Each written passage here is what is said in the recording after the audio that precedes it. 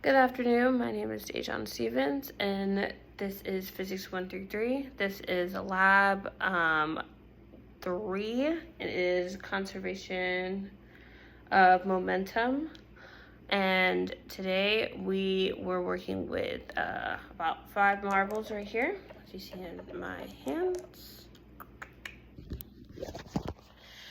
5 marbles right here, and then on top of that we had these 2 rulers. So the rulers were supposed to be parallel, but I did have a problem with the rulers having to fix them every time once we did the experiment.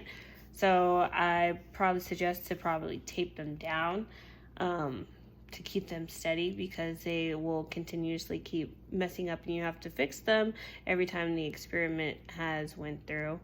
And you have to get them so right or so far apart so the marbles can move correctly. So that is a factor that does play into possibly not having the best reading when it comes to the marbles. And so what we did for the first experiment, we took about these little 4 or 5 marbles right here. We put them in the center, and we made sure they touched as well. Actually, you can kind of see how the rulers kind of just fidget around. But make sure the 4 marbles in the middle touch. And we took this last marble at the end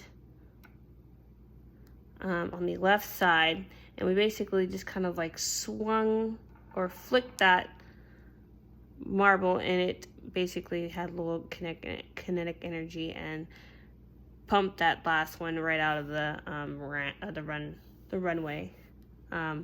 So with this whole situation, we really just went through and moving each marble. So we started at 1, and then we moved to just 2 marbles over here and watched how they came out the other end, and seeing if they did. So you really had to focus on your speed, which I found a little difficult, was like how you flicked it. You couldn't flick it too hard, you couldn't flick it too soft, because then the marbles would not go anywhere. So you really had to gauge where the marbles were really going, and how much force you were going to put into the marbles actually going to the other side.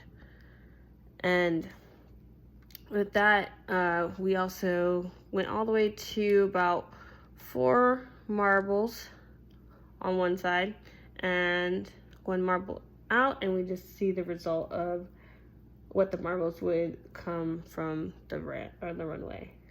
Then we took about the second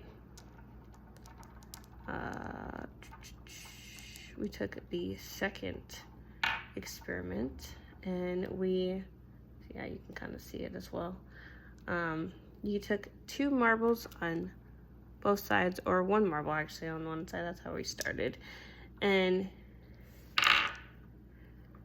we basically had both these marbles. We had to flick them at the same time so they could basically meet in the middle, and we would see the result of what them colliding into the middle would do, and it would bring out either each other way. So you would have to identify what was your left and what was your right, and you would have to see which or how many marbles would come out of this experiment. So we started with just 1 marble on each side, and then we bumped up to 2.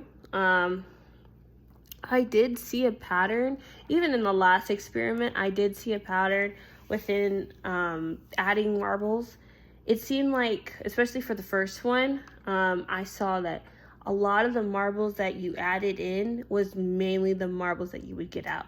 So if you added possibly 2 or 1 marble to it, it was 1 marble out, or it was 2 marbles. But when I first started it, I actually hit the marble a little too hard and they sprung everywhere. So I realized very quickly that you had to like softly hit them, not too softly, then they wouldn't go anywhere. But I did see a pattern when I was doing my experiment.